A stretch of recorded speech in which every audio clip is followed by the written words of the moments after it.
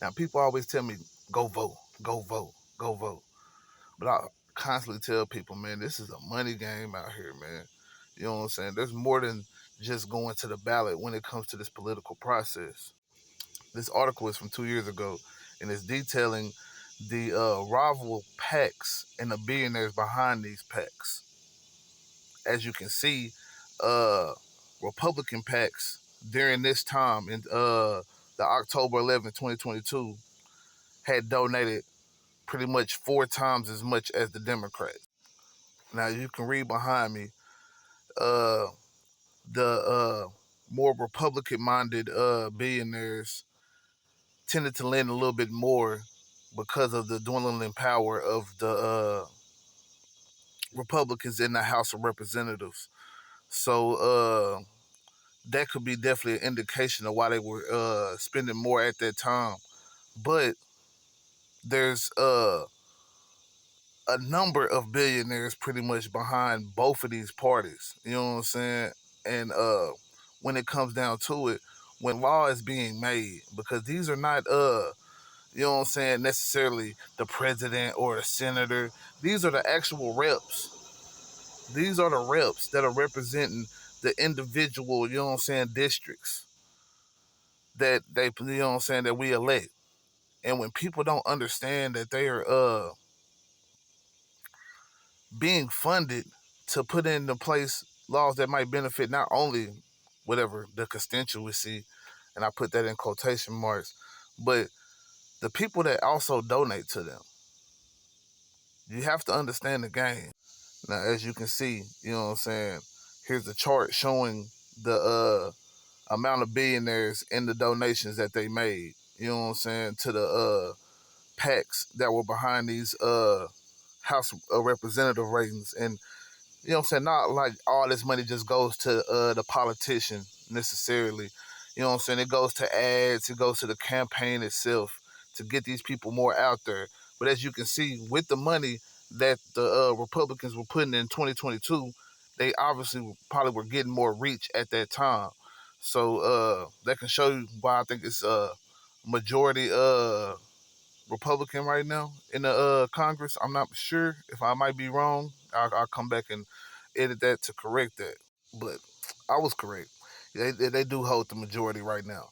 But at the time, people like being there, Ken Griffin, uh, a hedge fund tycoon, as it shows right here, um, are the people who affect policy more than you, the average voter. You know what I'm saying? And this is not just me trying to paint a bias against Republicans, because this happens on the Democratic side too.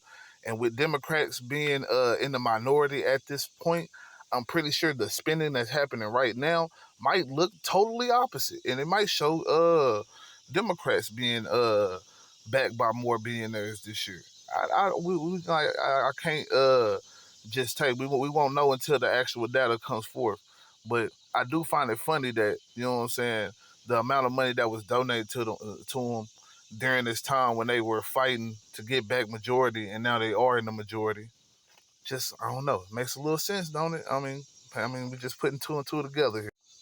If you even look, the article shows that some people go back and forth and do funding with both parties, like Sam Bankman Fried. You know what I'm saying? Homie, I think he's the one that's in jail right now, the FTX guy, which I think it says is somewhere in here. I'm not sure which part of the article I'm on right now, but just reading this, it shows you that he supported the Republicans with a $2 million contribution to the blockchain and cryptocurrency focused GMI super PAC.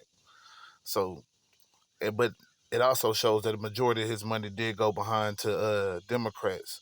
And the craziest thing about it is that I feel like it all works in a way where they get who they want in power that will be able to help them work the world they wanted it to work. Now, that's just my part of the theory on the information I'm showing you, but I'm just letting people know, like, voting is definitely a powerful thing. Don't get me wrong, but we gotta also hold the people that we vote into office accountable, and I think that's the part where we fail every time. And going on into this article, it shows that money gets left over from these campaigns. You know what I'm saying? So they end up with stockpiles of money, and what do they do with this money? Does any of this money go back to helping the people, fixing the budgets, any of this thing? Because if this has been happening already, this is just talking about 2 years ago. This obviously been happening before this.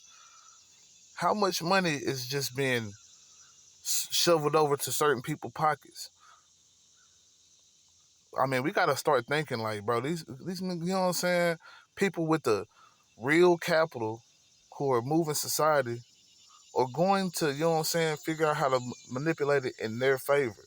And right now, people need to be aware that it's not just the ballots anymore. We need to, you know what I'm saying, start holding these politicians accountable. Do audits on all these motherfuckers. You know what I'm saying? The Fed, all this shit. Start figuring out, like, you know what I'm saying, how can we fix this country for real and not just line up the pockets of the politicians who are supposed to be making our lives better. Meanwhile, all we doing is just kicking down a larger and larger deficit, more and more inflation. You know what I'm saying?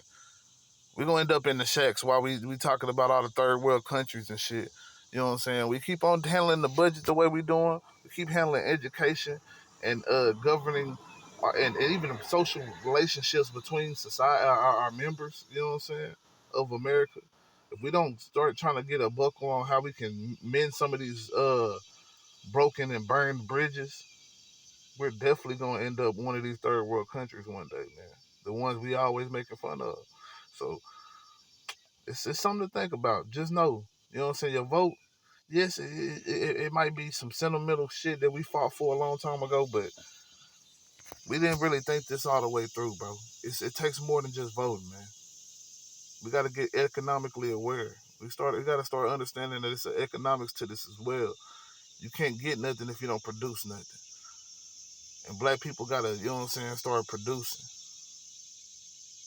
I hate to, you know what I'm saying, bring this into speak to my people real quick, but yeah, black people, we got to start producing. You know what I'm saying? We got to come up with collateral and fund our own politicians. Or we need to bust these PACs and we need to destroy all the funding that goes into these political parties. Because I went and watched the documentary of RFJK or what, Robert, you know what I'm saying? Bobby Kennedy, basically. You know what I'm saying? Yeah. I said RFJK, you know what I'm saying? But yeah. So anyway, though, my point is that the funding that he has to work with as an independent is so like literally not even a 1% of what a Democrat or Republican Party, or even I guess even a Libertarian Party, because I think the funding for parties in a political system, being a part of a party, gives you access to more funds and more donations that you can get. So just to think about that is just crazy. You know what I'm saying? That they make it where you have to fall into the Democrat or the Republican Party because the parties below, nobody's willing to fund them because they don't have a chance of winning because we've got ourselves stuck on voting this party or this party when both of them are being funded by the fucking capitalists at the end of the day. All the people that's capitalizing. And who's not capitalizing? Yo broke ass and my broke ass. Shit. So hey, like I say, if you feel like voting is good and great, man, throw that shit in the chat, man. Like shit, if you think it takes more than voting, hey, put that at hey, give me your opinion, man. I'm here to listen, man.